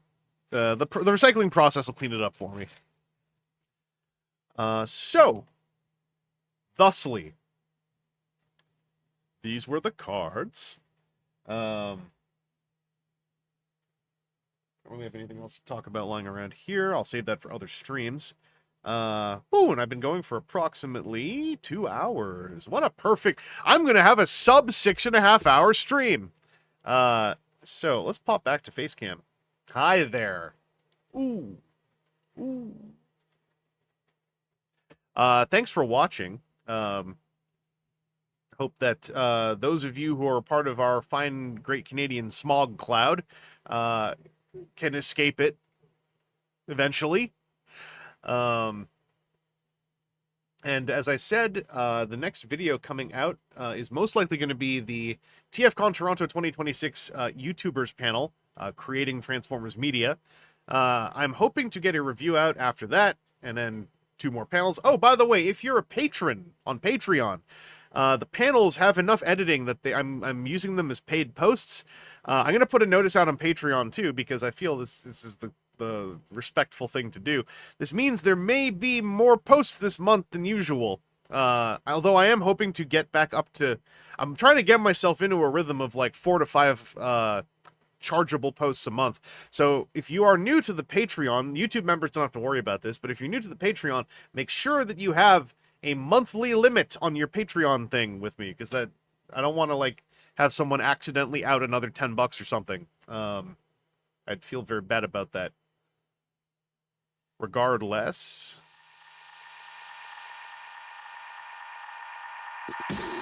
thanks for watching the stream.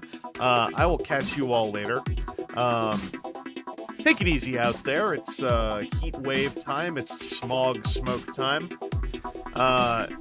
Make sure that you're staying hydrated. That's something I was doing during the heat wave part of the adventure of this last, let's say, 5 days. But either way, thanks for hanging out. We'll once again say I do mean to stream more often. It's just how things go. I'll catch you all later.